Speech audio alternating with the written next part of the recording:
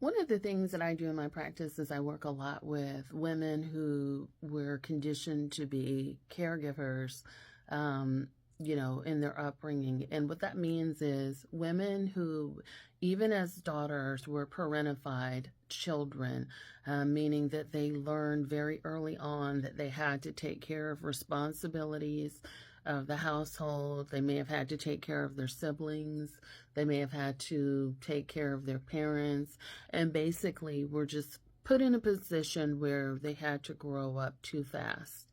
And a lot of times that may be, it could be out of survivalist mentality. Maybe you're raised by a single parent and they don't have any additional support, so they sort of rely on children. A lot of times this is an eldest child phenomenon, but there could also be situations in where you're just exploited as a child, without any of those dynamics, and you're just expected. You're raised in a household that's very controlling and doesn't allow you to have freedom. And especially if you have parents that are in your life until adulthood, they continue to have these expectations that you're going to care for them and that you're going to care for the family.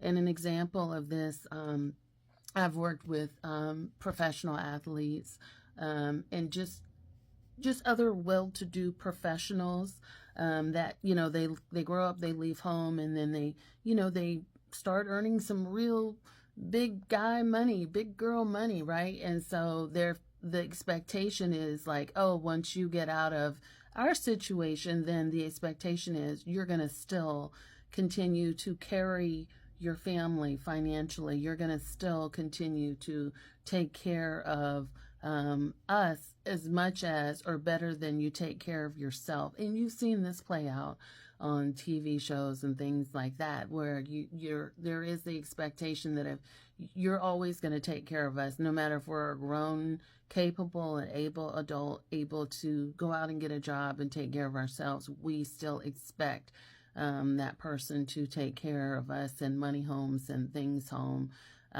to better our quality of life. And we expect them to better our quality of life better than they better their own, if that makes sense. And so I always, and so that can get into a very toxic and vicious cycle, particularly if you want to grow up, you want to get married, you want to start a family of your own.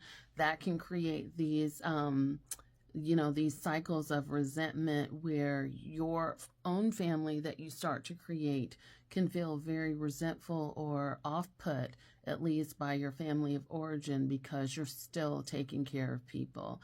And if you don't get married, or if you don't, create your own family, I've worked with people who've been conditioned to be caregivers where they create situations, a lot of situations where they still take on the caretaker role. So they may take on like a uber demanding job, right? Or they may start to volunteer in all these different areas where, they're needed, and they're working 40, 60, 70 hours a week, and then they're also working their full-time job on top of that.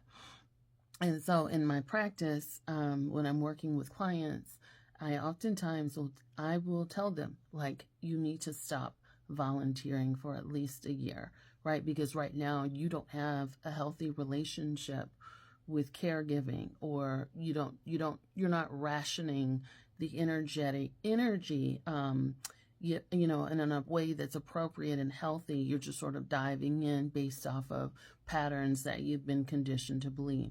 So we need to get you deprogrammed to, understand how to have fun and how to learn how to give in an appropriate way. And we talk about percentages of giving and things like that. And so we talk about ways in which they can dial back, and even sort of dial back with their family of origin, to put in appropriate boundaries. Like, there is a method of a detachment that you have to go through in order to feel like you're on an even keel, because what tends to happen is caregivers will typically surround themselves with takers, right? Because that's what they've been programmed to do. People that will consistently take from them and never pour into them. And a lot of times when they need something or when they're undergoing a stressful situation, no one is there, because the dynamic is set up to where you're always a caregiver in each situation, and a caregiver is never expected to get care in return.